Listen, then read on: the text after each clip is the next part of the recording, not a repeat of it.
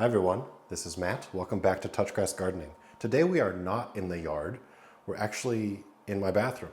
And that's because I have a lot of cold sensitive plants that I want to plant this coming year, but that I know would have suffered in our winter, which as you saw in one of my previous videos, would get down to 25 degrees Fahrenheit and we have a lot of frost damage.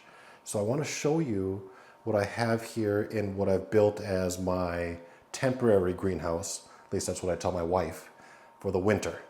And this is some of my more sensitive tropicals. So come on in.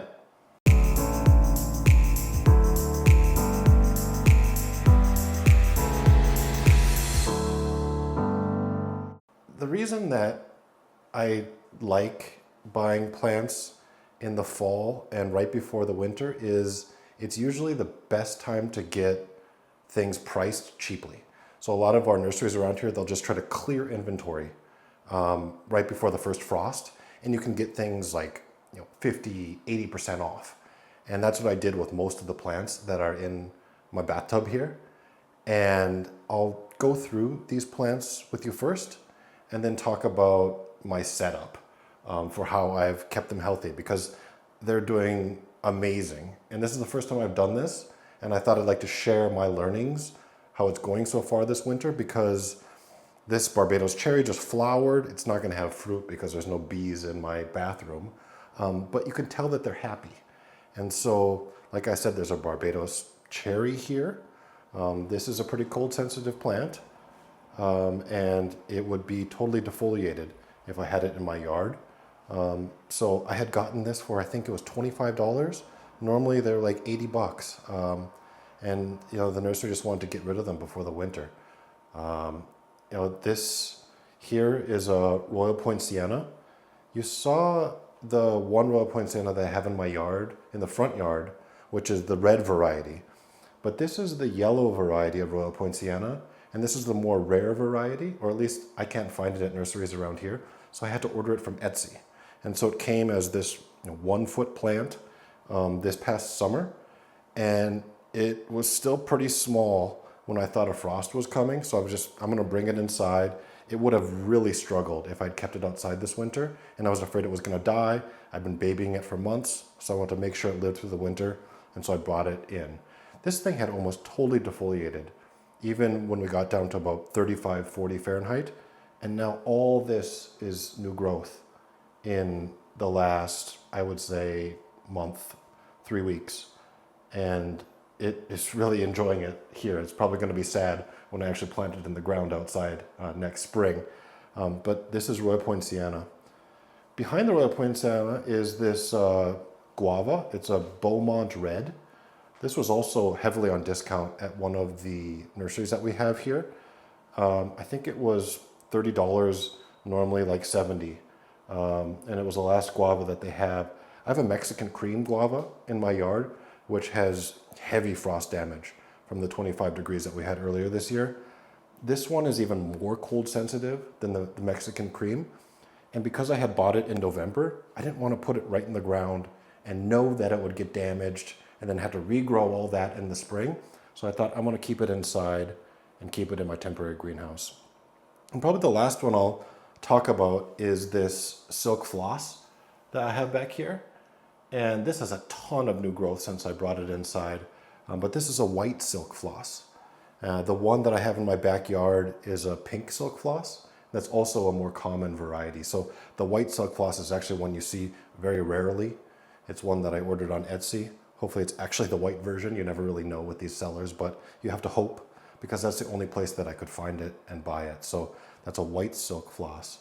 And so all of these are doing really well. My setup is that I have this LED light on a tripod.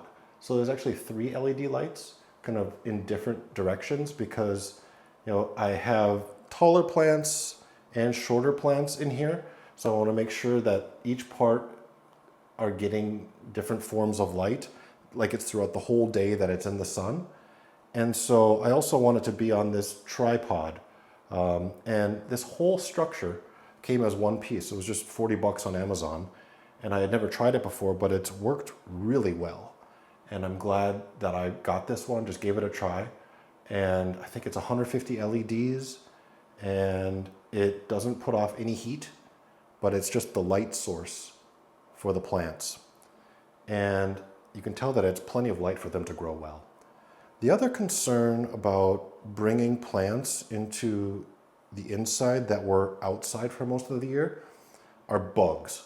And so some people might think, well, you're gonna bring a bunch of bugs into your house. Like, I don't wanna do that.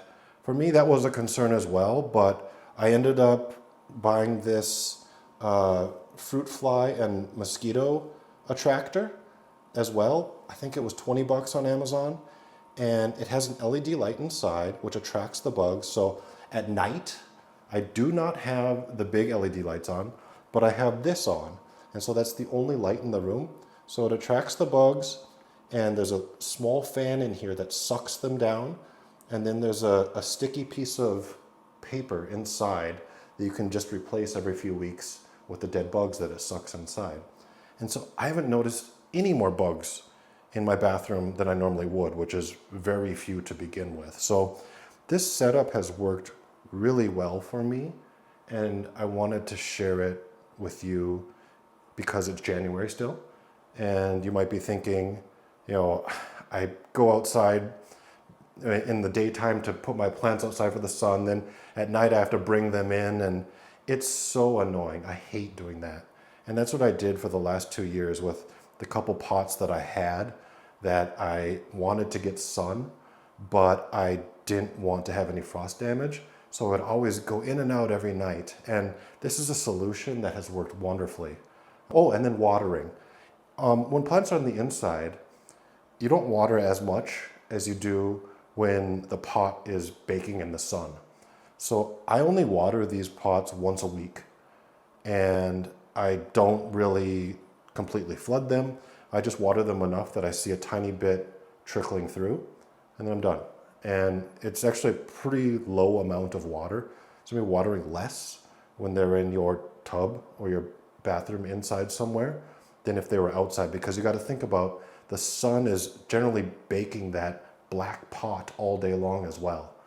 Even if it's not super hot outside, the sun hitting black plastic, that really takes up a lot of water on the inside of the pot. So just once a week, simple amount of water. I don't go all out. Like outside I have filters on my hose, but inside I just use my Brita pitcher, and I don't see any salt damage on any of these leaves. So this has worked really well, and I hope it works well for you. So thank you for watching this video, coming into my home and seeing my temporary greenhouse. If you like this video, please hit that like button. And if you haven't yet, please subscribe. We just got over 200 subscribers, so I'm really happy with the progress of this channel, and I hope to continue to make videos for you in the future. So if you have any ideas, let me know in the comments on what you'd like to see next. Thank you.